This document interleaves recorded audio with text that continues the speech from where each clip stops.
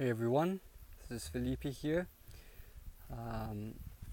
I want to show you a system that we just planted here in Fazenda Cajuzeira in Lençóis. It's a place that had already many established trees. One of them, you can see in the back, has been drastically pruned. Right, that one is Pterogyne nitens.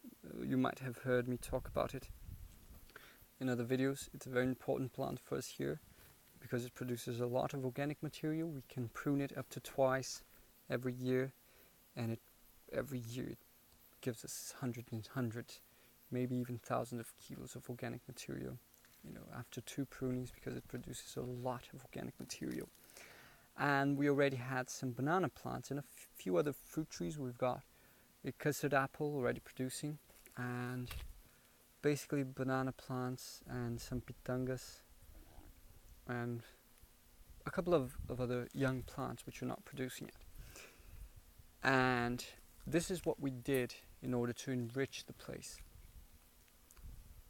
As you can see behind me, I've got a row of trees, which I think you can see, where we've got this stick.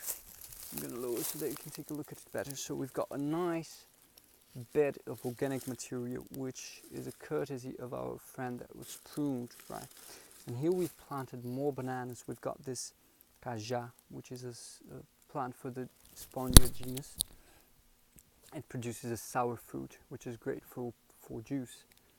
And all the organic material that was taken down from that Pterogyne plant has been properly organized here. I have already mentioned in other videos how we should always organize the material in a mount, right? But the place where we plant must be a valley. So we've got a mount here and a valley here, meaning we've got 2 valleys, and in the middle we've got a little mount, so it's like a nest, right? And the plants are here in the middle. But what this does is that you can see that the outer layer of this mount is dry, but if we dig underneath, everything is still green, and we've got a lot of wood here, and this will decompose because it's completely protected from the sun, so it's going to keep moisture, and it's going to decompose properly. So let's take a walk here. This is the first tree row that we planted here, and in the middle we've got some cactus, some opuntia fig plants, and here we've got another tree row which starts with this. This is from the Malvaceae family. It's called Castanha do Maranhão in Brazil, and you can see there's a tree row right behind me with organic matter organized just the same. And let's take a walk here. Let's take a stroll here in the middle. Lots of organic matter on the floor, but we organized most of it in the tree row. We left the opuntia fig with a bit less organic matter because we really want the trees to grow well. We organized the banana trunks here on the floor close to our tree rows because there was a lot of banana plants to be taken down, and this will make sure that all the water, all the nutrients that are in the banana trunk will be drained to the soil. And so here we have a couple of lychees sprouting. People don't usually plant lychees from seed, but I highly recommend it. We should plant both seedlings, which produce faster, and seeds, which take up to 15-20 years to start bearing fruit. But a lychee planted from seed has a very strong taproot, and it's one of the most drought resistant plants that I have ever seen. It is really amazing. These young seedlings which sprouted here, right? The seed sprouted directly here on the soil. They can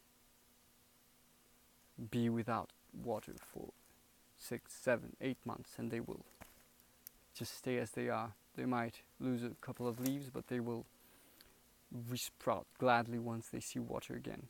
And that's because they have a perfect root system which was not damaged by transplanting.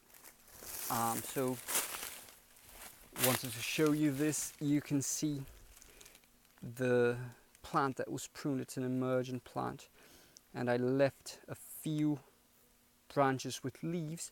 I kept the architecture of the plant as it was, but I reduced its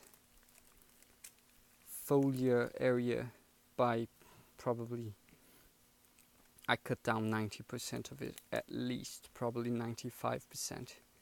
So we have nice sun coming in to sprout the seeds, and it will quickly resprout, and in about 6 months I should be pruning it again, because it will already have produced as much organic matter as I put down. And it's interesting because if you do not prune the tree, it will stop growing eventually. It will reach a limit, so it will not produce organic matter in the same rate as it would if you had pruned it. So that's why pruning is so important, and why it speeds up the process of recovering and regenerating soils, because we put a lot of organic material down. And you should have plants in your system designed specifically for producing organic material, for pruning, those which are what we call the champions, because they really are specialists at resprouting strongly after a prune.